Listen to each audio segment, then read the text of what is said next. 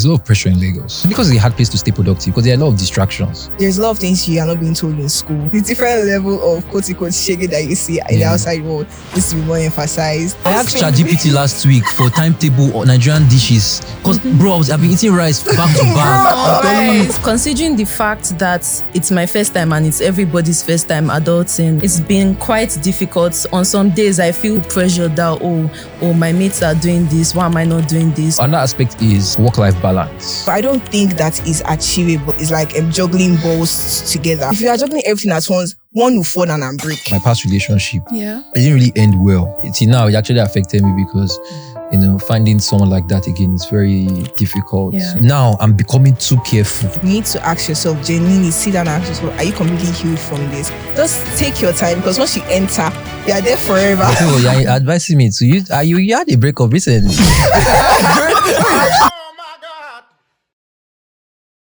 All right, hi guys, welcome to another episode of That's My Time podcast. My name is Tolu Afilaka.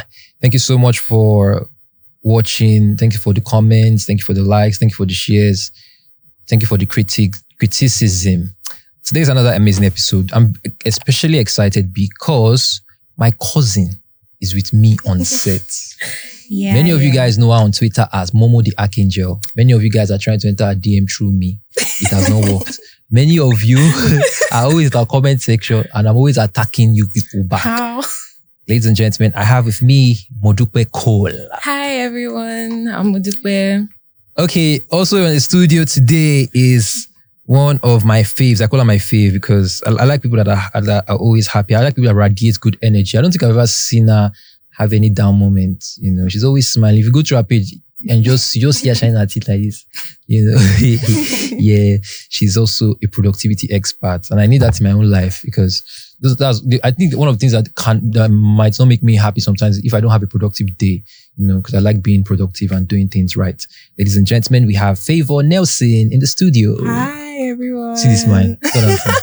Yeah. I'm so excited to be here. here. I also in the studio, I'm not the only guy. I have my close friend, my G. I call him the BGS of my set. Yes, he's my own BGS. I call him my own BGS. He's a genius, like because of him, I graduated. I can't lie, because I used to copy him. Facts.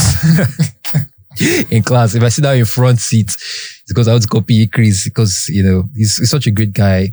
He's also very intelligent.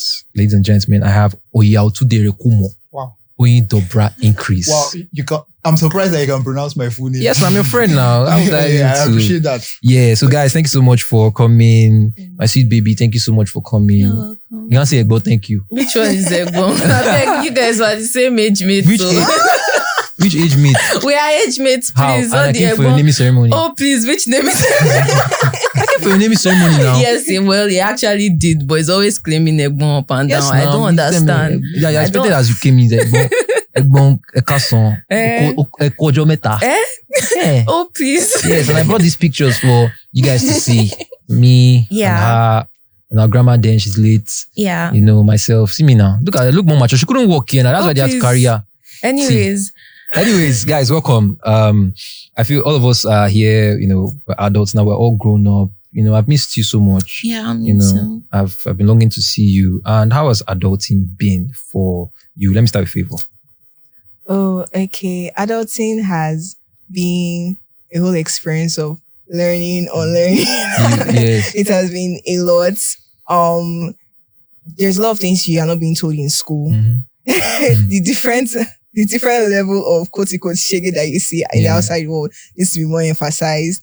No one really talks about the battle of knowing that, okay, you are supposed to work a 9 to 5 or do a job to pay the bills, but also you want to chase your passion. Exactly. A lot of people also need to talk about how every day you go online, every time you interact with your peers, some of them are doing better than you, some of them are doing that. So I just need to focus on your journey. So it's a lot of learning to do. It's very, very humbling as well because you're put in a lot of situations where you obviously didn't expect, or you're obviously not used to. I don't know, obviously you agree with me that in school it was a controlled environment.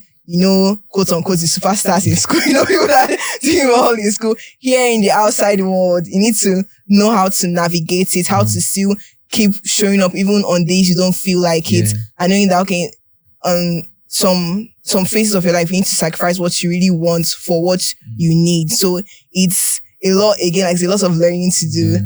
Sometimes you feel like this is actually scam. Why did you go and adult in Kwara? So a little backstory. I don't understand that adulting. A little backstory. I served in Kwara State last year. That was 2024, right? And I fell in love with the peaceful environment.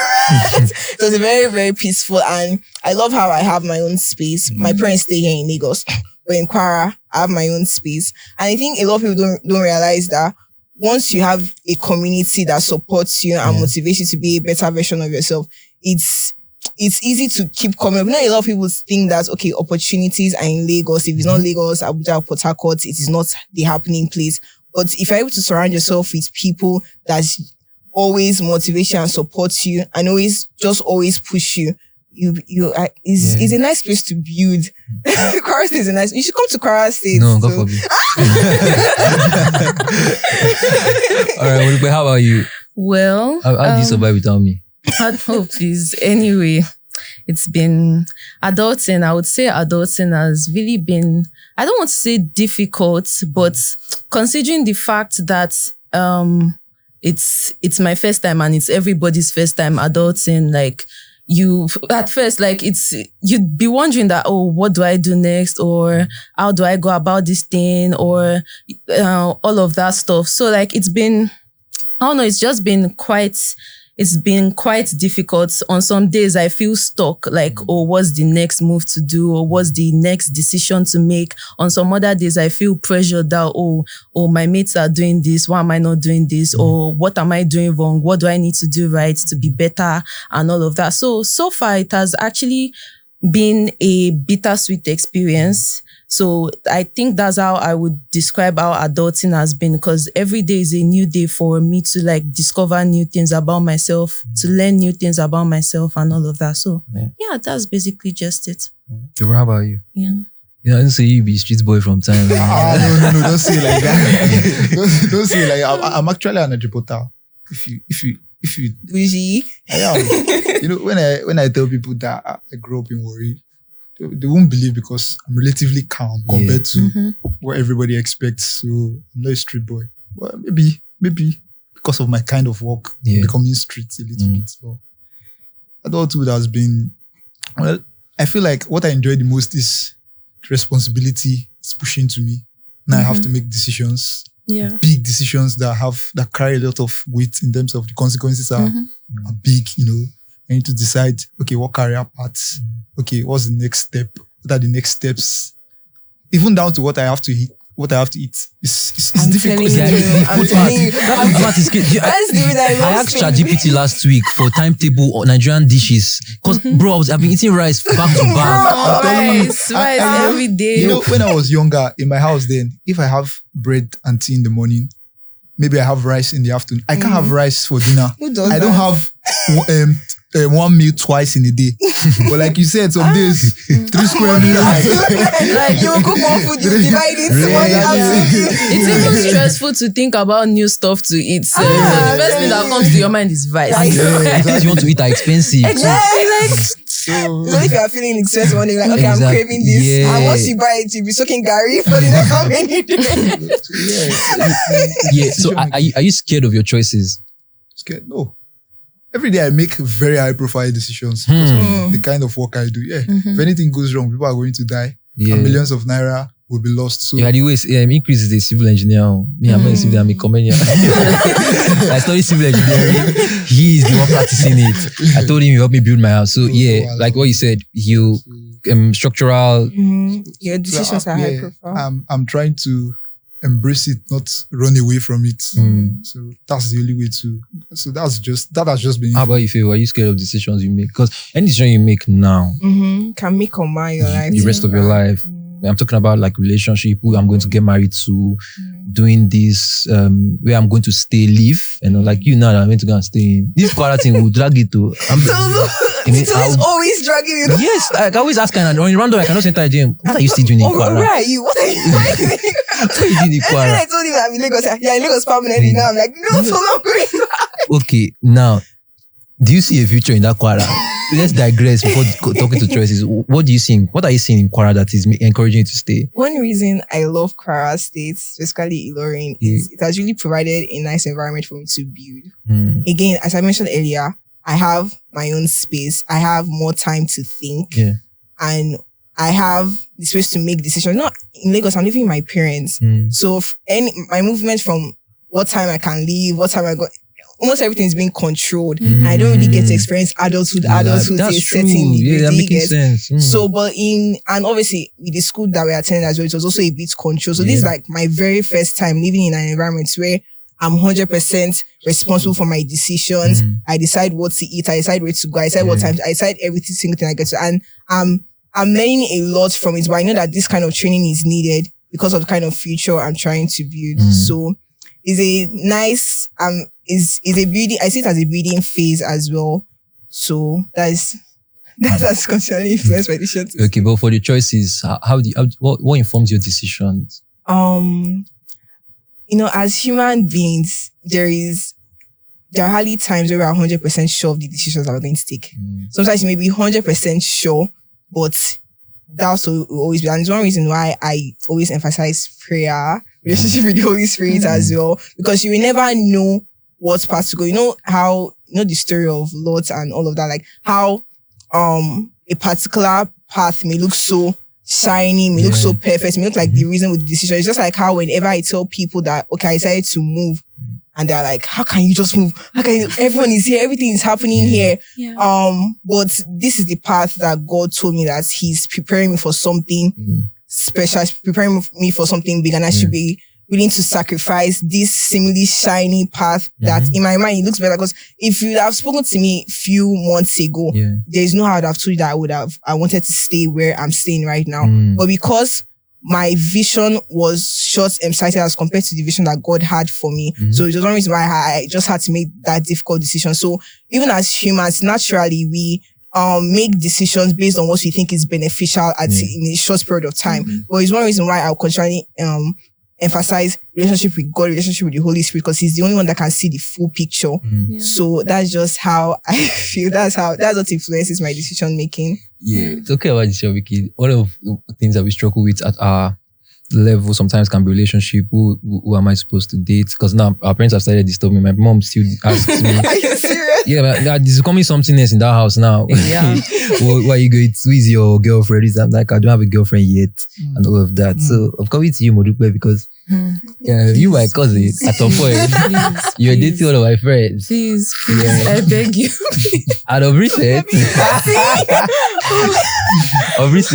you guys had the breakup. Yeah. So are you happy on your son about this? Go to your house. Where? I didn't want her to date someone I knew. So in the beginning stages, I didn't tell you. I did not buy the idea. Why? Do you get? The funny thing, the guy was even a covenant guy. But actually, when I asked about it, because I had to go and ask questions, because I don't want any nuisance in our family. So they told me that guy is a cool guy. We became G's and became closer like that. Few years down the line, they even entered the years. They tried now. Yeah, tried now. It was just like me and now. Your own does this about 6 months now. You know that but you knew now. Yeah, you knew the person I was with then. I know. You should know now. Yeah. Did you know?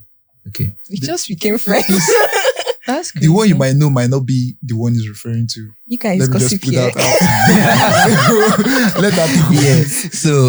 So what, that decision to move apart, how was it for you? How did you guys come to that? I'm not saying you go in depth, but like, do you think about it? At that point, I'm sure you guys were like, oh my God, we'll get married now, then we'll have kids. Well, that phase. So Well, it was, I don't want to just like really go detailed No, you don't into need to go the whole detailed. thing, but like it was majorly my fault due to like some reasons. And yeah, I just felt like, I don't know, it wasn't best for us to like continue the whole thing. And Yeah, we just came to an agreement and we ended things. So Are you serious? It was your fault. But we love a girl that told you. takes accountability. Like yeah, the first, no, let me not see what. Yeah, what she's the she first said. person that took I account. told you. It's rare to see a lady own up and say, you know I what? mean, it's That's essential for maturity. people to always like own up to things that they do now. It's not like, I genuinely don't like it when like people like paint the other person that, he was the one that did things to So me. you're blah, telling blah, me that blah. he was a cool guy.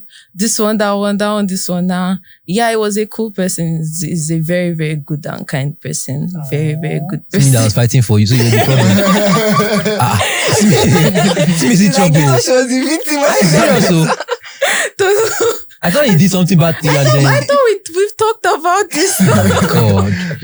Well, for me, one of the major points, 'cause I always tell my guy, one of the major points in my life that actually was my past relationship. Yeah. There was, it didn't really end well. You get, and till now it actually affected me because, finding someone like that again is very difficult. Yeah. Because she gave me peace of mind.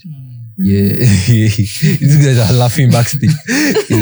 She gave me peace, rest of mind. Every other girl that I've ever met, somebody. Kwara Pro Max. It was what I'm serious. I did. I'm becoming too careful, and it's not good. Do you get? I'm becoming too careful, with any lady I'm talking to now. Like, okay, and it's not good to be over selective. Because if my dad was over selective of my mom, he won't marry her. Yeah. Do you understand? So like it really affects me. So guys, I need help. That's what I'm telling you. And is there a reason why like you are over selective? Like I don't know. Maybe it's that I'm not letting go. I don't know. So it's obvious that you are not completely healed from the breakup. Yeah. So why are you trying Over to 3 years. if you're Which kind of injury be that But you're still referencing it. exactly Yeah. like it's still That means influencing your you're still- decisions. Yeah, It says a lot. exactly. Yeah. It says a lot. I'm asking you, two guys are attacking me. I'm asking you for I'm This asking is you for a help. safe space, this is a safe space, alright. I'm asking for help, guys. Advice. Like she said, it's like you've not completely healed. See, you're still attacking me. It's not an Because attack. it's- We're it's diagnosing more- the Okay. the issue. I'm listening. So Yeah. if you've noticed that you have not completely healed from a past relationship, Yeah.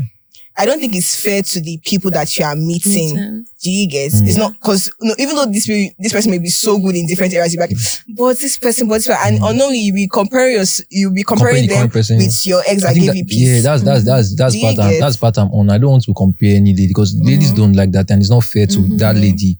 Do you understand? Because she might not be telling you things about your own self too. She can tell you things about her own ex that is better than you. Yeah. So I think even before you move on to another relationship, you need to ask yourself, genuinely sit down and ask yourself, are you completely healed from this? I need to intentionally heal from it because if you get to another relationship with someone that may look like it, unknowingly, you'll be comparing, unknowingly you'll be making life unbearable for that person. But before you enter into your next relationship, always ask yourself, like, what are the non-negotiables in that particular relationship? A lot of people, they may say, okay, this person is good looking, this person is this, that, but is it enough to sustain a good relationship? You should ask yourself, like, what are the things that come rain, come shine, you cannot negotiate? Is it, number one, the person should be teachable because you may see someone that may not necessarily be all good and tick all the boxes, but this person is willing to learn and become a better person for themselves and for you as well. So just looking for those qualities as well and just letting, obviously, prayer is also very, very important because a partner can either make or mar your life. So just take your time because once you enter, you are there forever. You're advising me to you. You had a breakup recently. Why are you giving people's private house to the public? Just attacking all of us. So like this advice you're giving me, I'm not looking at it. Make sure you watch yourself and listen to yourself. No, I'm sharing my lessons now. That's why I carry because it. wow. But you've noticed that this year relationship talk, I'm not saying anything because I cannot say what I know in public.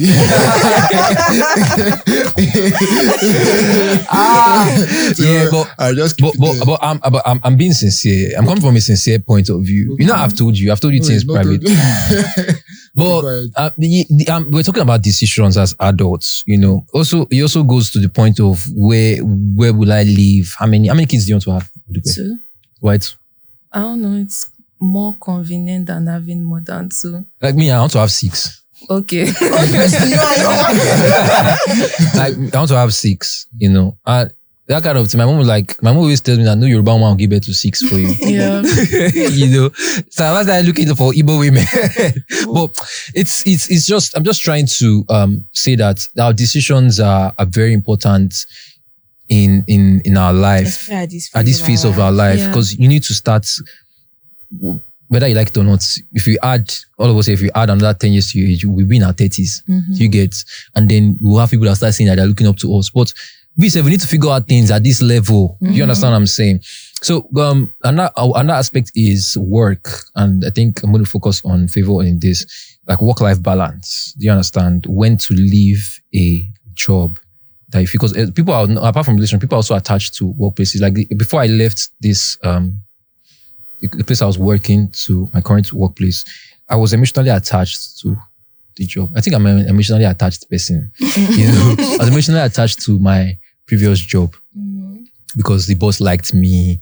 I was his go-to guy to do everything for him. But I got a better offer, you know, and I left. You know, I quit civil engineering and I left. You know, and over the time I was feeling this and that, you know. But I knew that overall at my workplace, I was not really productive as I should. You understand? And so I'm asking how what are the ways like to assess the time to leave a job to a new one, and how then can I then stay productive even at that new place of work? Okay, so the first thing I would say is you need to ask yourself, what are your goals at this particular phase of your life? Now, there'll be some job opportunities that you take, and the main goal is to learn and become a better professional. And there are some jobs that you take that is just for money. And that is actually fine. Like that is fine. So one thing that guides my decision is to ask myself, okay, what are my goals for this particular phase of my life? And looking at where I am right now, am I in the right place that will push me closer or further away from those goals? Because once you know that, it helps your decision making process way easier. It's like at a particular phase of my life, you know, I told you that this is a building phase. So the jobs I have, the main goal is to build with them. Do you get? Is very, very different from people that are like, okay, this particular phase of my life, I have a lot of responsibilities. It's money I want. So ask yourself, like, the place that you are, the job that you are doing, will it push you closer or further from your goals? And now in respect to work-life balance, I feel like that's a myth because I don't think there's anything like work-life balance. I see, but people talk about it a lot. Exactly, but I don't think that is achievable. I'll give you an illustration that I learned in school. A friend gave an example of how work-life balance is like juggling balls together. So it's like if you may start juggling plastic balls that are easy to maintain. You start juggling wooden balls as well, glass balls as well. And if you are juggling everything at once, one will fall down and break. So ask yourself, what are the non-negotiables that cannot fall down and break? I know how during my NYSC time, I had a very, very demanding PPA. Nobody can come and tell me work-life balance. I had to drop a lot of things I really wanted to do. I think last year I didn't show up as much as I wanted to online. I even had to shut down the business I'll say put a pause on it because of the kind of work that I had to do. But there will be some phases of my life where rest is prioritized as compared to work. So ask yourself, like, what are the things you're supposed to focus on per time? And it's one reason why I was telling a friend a few minutes ago that it's one reason why it's not even best to compare yourself with other people. Because you may be here slaving, working, you open online, you're seeing your friends in Zanzibar, you're seeing your friends in this time, like, hey, what is happening? My life? I'm ready from there, like, what is happening? And there's one reason why I will forever emphasize focusing on how green your grass is. There is no reason why you should compare yourself with other people. You guys are running different races. You guys are in different parts of your life. The timing is different for every single person. So focus on your life, your goals, because when you begin to measure your own growth and success based on other people's own, there's no how you be satisfied. There's no how you feel content. So it's one reason why you need to define your goals, define what growth and success means to you, and do what needs to be done to get there. You may see your friend trying out different career paths, maybe from tech, you know, everyone's doing tech and everyone's doing, and we say, oh, maybe this is path for me. And okay, I'll give you one example. I'm sure you know Mbulu. During his Big 10 class, he gave one illustration and said, imagine two people running on a track. One person is running on one track, being very focused. One person is running on one. Sees that people here are also moving fast. I'm moving to the next one. People are so moving fast, and person is distracted back to back. Which one do you think would finish the race faster? It's one that is focused. Yeah. Exactly. So when it comes to work life and all, just decide what your goals are at that particular phase of your life and do decisions that will take you closer to that point. And when it comes to productivity while working, especially while working in 9 to 5, I'll give you tips that have helped me completely.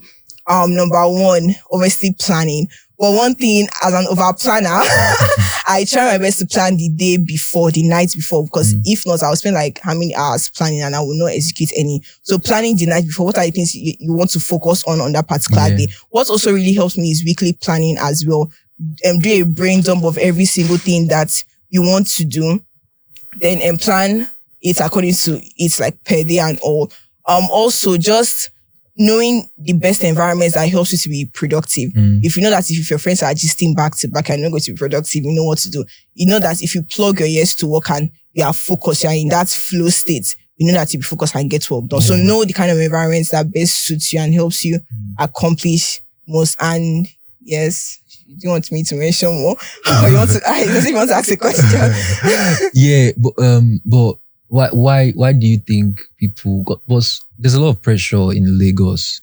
This thing that they're doing is because you stay in Kwara. There's a lot of beating space. Lagos is very, I don't know. Lagos is there's a lot of pressure in Lagos. First of all, the housing rates. We were talking about housing rates one time.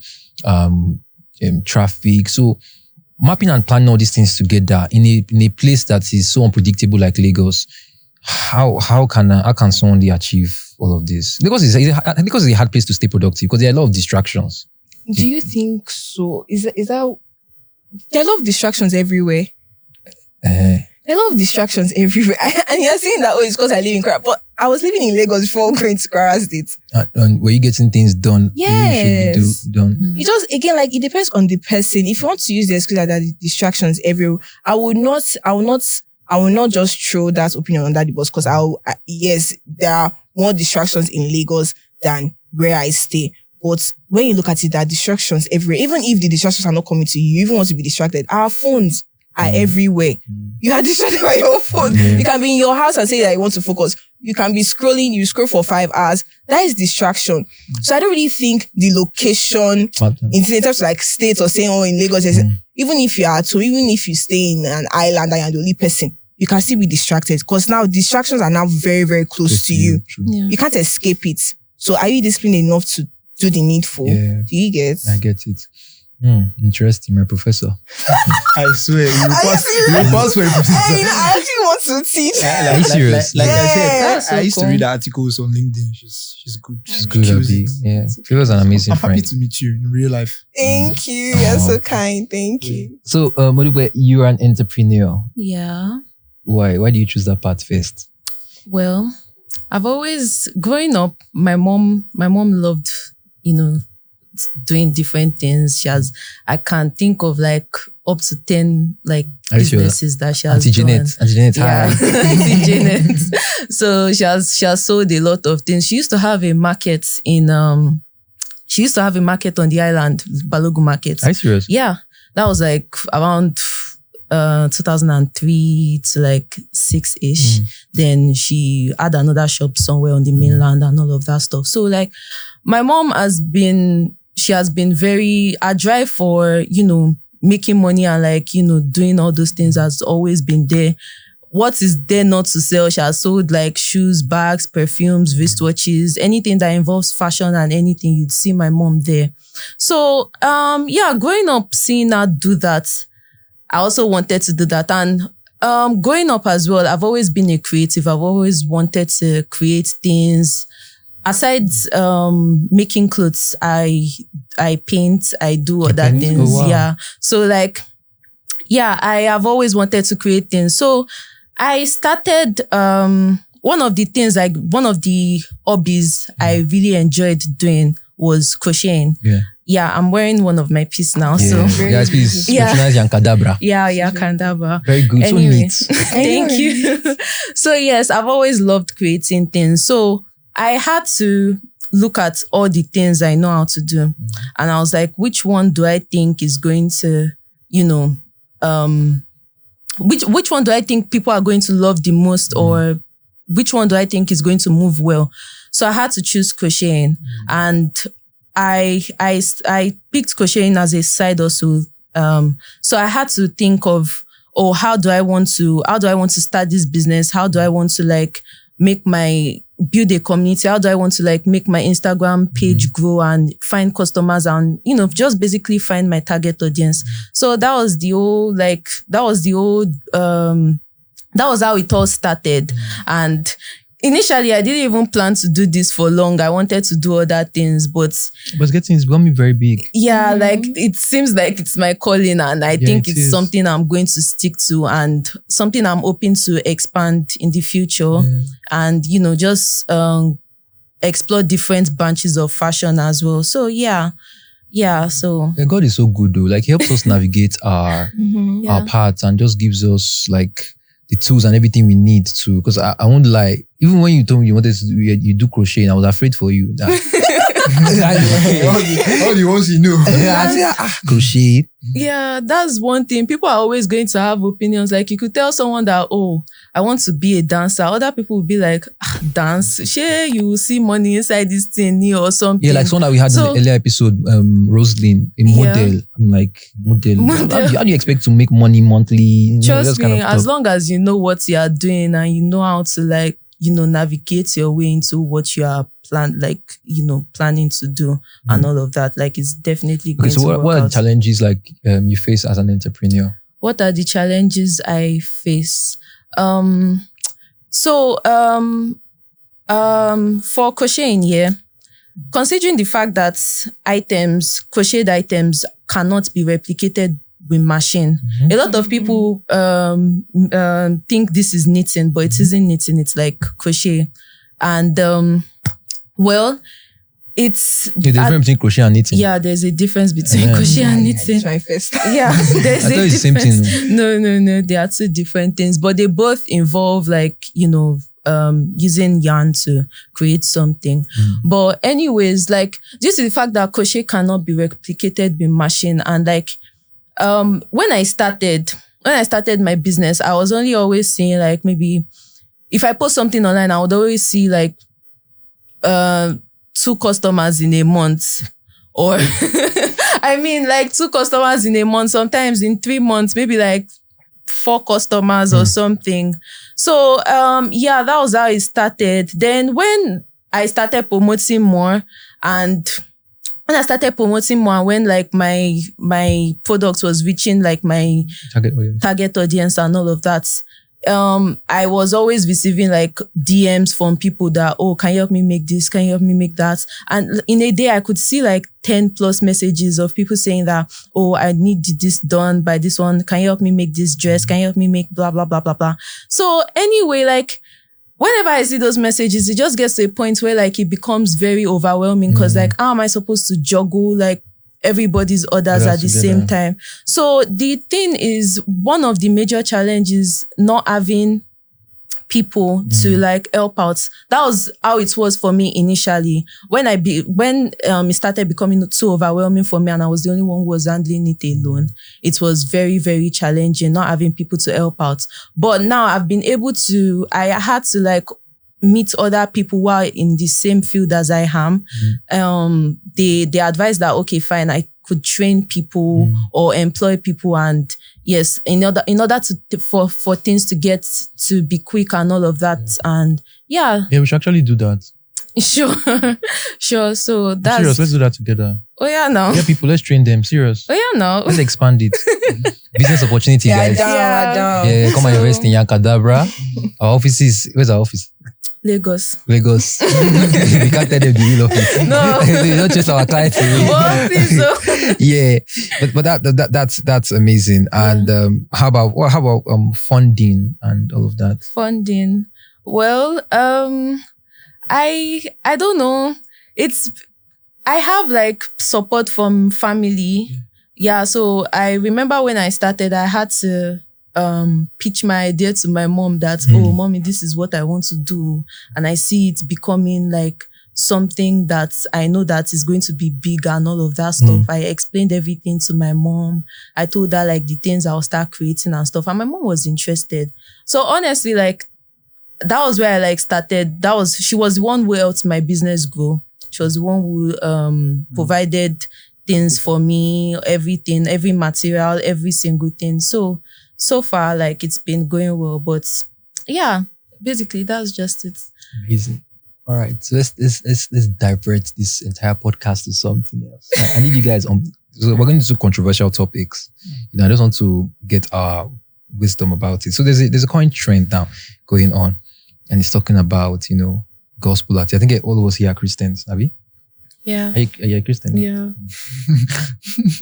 Yeah. So talking about gospel artists and the idea of whether they should actually charge money or not charge money.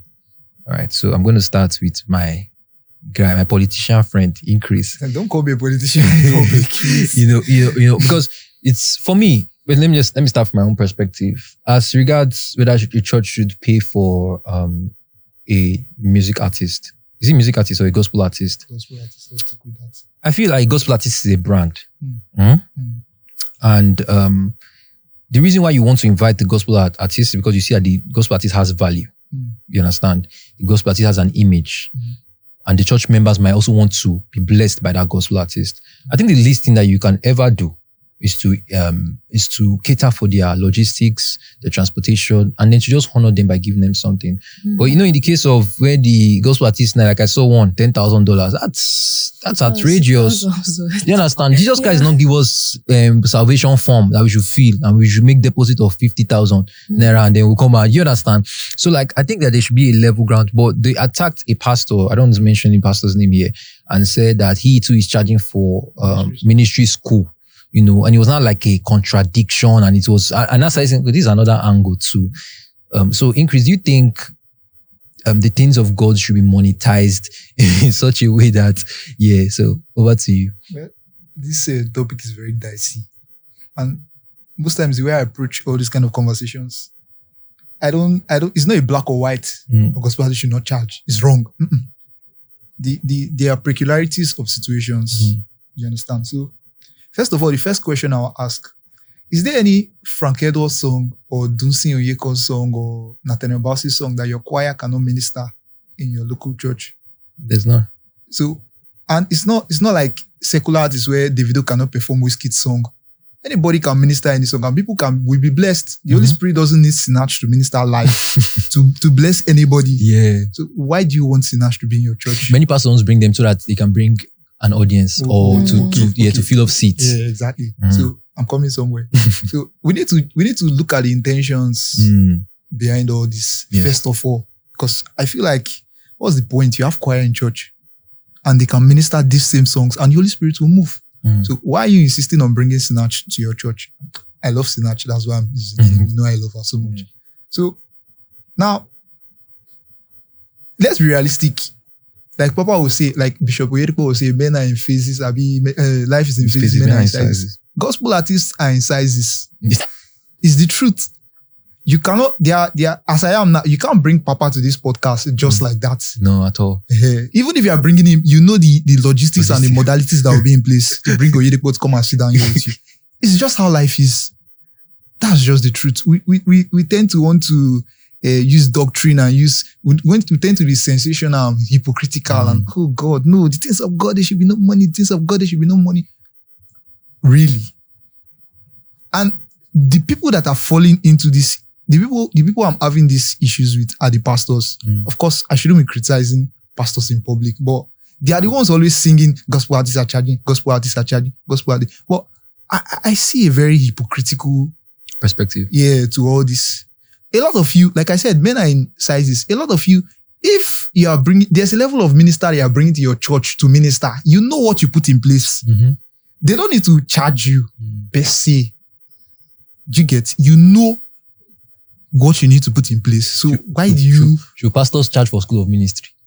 Well, it's not in my place to answer No, that. because it's almost the same thing. Like but I just feel like, first of all, my first question to anybody having this discussion is, can't your church choir minister the song? Good. Then if you've answered that, we can now take the conversation to the next level. Then another thing I think is seeds sown in lives matter.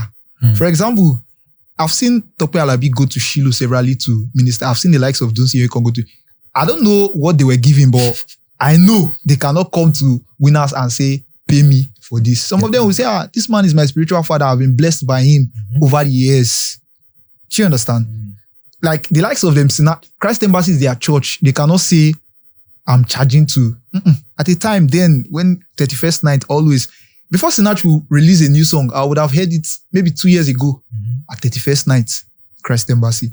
So these are places where they've been blessed. Seeds have been sown in their lives. So they have their way of running that. But sometimes too, the intention, I'll come back to that. You want to bring this minister because you want publicity.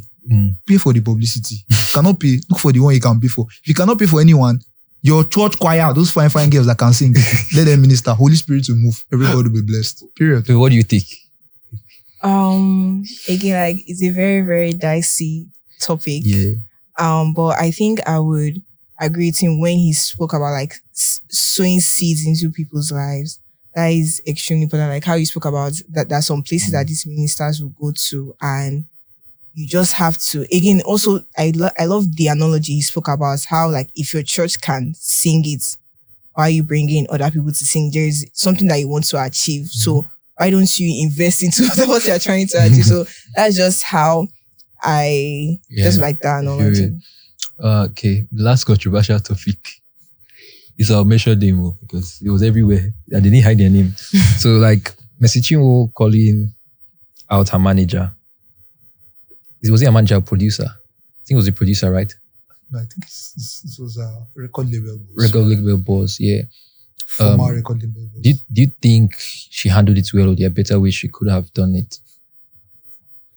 Well, I don't really follow so much on that saga because, you know, when people are going back and front on the internet, this one will say a story, that one will say a story. Me and you were not there. We don't know who's lying. We don't know who's lying or who is telling the truth. So I just feel like, well, 2 things or 3 things. We should always try to respect past relationships. Yeah. Especially relationships that have been beneficial to us. Of course, but there's a limit to this, so that because I've been good to you, I shouldn't take advantage of you in the future. So then next thing too, you know that part in the Bible where Paul was saying, why should we believers go and be settling our case in front of unbelievers? So I don't know. When there's a quarrel, when there's an online back and forth, this person's story is against, we're not there. Don't know what actually happened with both of them. So it's what this guy is saying and what she's saying. So there's no how to really judge. But I'll just summarize. Number 1, I feel like we should respect past relationships, especially beneficial relationships. Like people that have put you on before. Even if there's a fallout later, at least try as much as possible to mend or to take it away from the public.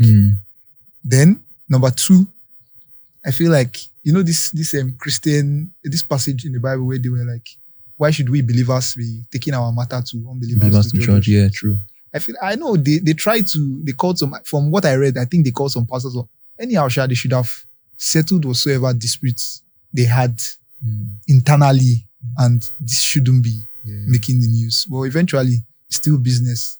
Money is involved, a lot of money. So I wish them well. It was just messy and disappointing for a lot of neutrals.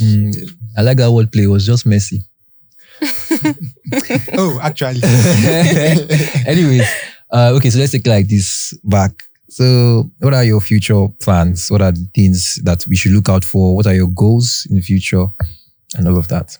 Are you starting from me? I'm starting from, to reach me, then to come back to you. Okay. Okay, so to start with, I'm a productivity coach as well as a content creator. So my major goal is just to teach people how to achieve productivity as a lifestyle. At this particular phase of our lives, this is the best time to take advantage of the time that we have, the resources that we have to just achieve the kind of life that you desire. So, together with my brand Productivity by FN, we are restarting and we are working on a lot of things to just really, spread out and make the global impact that God has called us to make. So apart from that, so I love teaching a lot. So I really want to pursue public speaking. I really want to even teach. You know, you're always faithfully calling me professor. That's actually something that I won't even mind going into because I love teaching. Then I want to have 6 packs before 2050. 6 packs. Me and Tolu combine, we get this.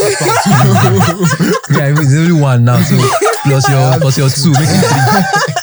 So, Favour, you have such high energy. Like I've never seen you like I've not seen you. I can't imagine you sad. Like you're always optimistic. You radiate so much good energy. Anyways, yeah. So, Modus, how about you? Okay, well, like I mentioned earlier, I own a crochet business. So I'm looking at expanding my crochet brand and also going into like other branches of fashion. And yes, just turning it. Start YouTube channel now. Let's start a YouTube channel. Yeah, I've already opened a YouTube channel. Jesus Christ. Yeah. I recently opened a YouTube channel. Teach people how to crochet and end results. Yes, I want to start like, speaking about teaching people, I also want to start training people how to crochet because I feel like crochet is one skill that like, you know, it's once you learn crochet, like it's definitely going to be beneficial to whoever is going to learn it and all of that stuff. And yeah, so expanding my brand, moving into like other branches of fashion and just making my brand known, not just all over Nigeria, but like outside of Nigeria and all over the world. So yes, that's one thing I'm really looking forward to. Well, mine is I'm looking at getting back to school. I don't know yet because I don't like school, but I want to go back to school because I want to further in film and movie production, basically production and all of that. I'm also planning to build a podcast studio. Hopefully, that should be done by 2025 by the grace of God, by the funding of my oil magnate. Don't sell me outside. Yeah, no, I can't sell you outside. And why would I say outside? And I hope to help other people to produce their podcasts. You know, a lot of people don't know how to, you know, and just help and put them through. Okay, so we also want to touch a theme before we close this podcast because it's very important. And that's because I'm not happy with this. Let me be sincere with you. I'm not happy that everybody in this studio is single. You know, so what is the relationship plans? Let's start with that. I'm looking for money. Money for what? Money now. Money is what comes first now before anything. Yeah, so money first before like. So you're not looking for love? Everybody's looking for love. No, boys are in my DM every time on Twitter. Once you post like this, boys are in my DM. What are they saying? That your cousin. You sabi Momo the Akeje. Hurry up before I sell you. No, please. Okay, well, how about you? I'm focusing on Jesus. Jesus, Jesus, baby. Right now I'm just focusing on. Don't let this thing master you. A better relationship with God. That is where my eyes are. Amen. Thank you, Jesus. Praise the Lord. Debra, you. Me or what? Me, I know you're not gay. Where is that coming from? I know. Where is that woman? This is 3 years, bro. I'm still young now. What do you mean young? I'm focusing on climbing the corporate ladder, you know, focusing on building infrastructure. No, there's still time. We can always get married. We are getting close to 30, bro. Oh, no. I'm younger than you. And guys, you to answer the question. As for me, as regards relationship, my name is Tolu Afilaka. That's my time. See you guys. Bye.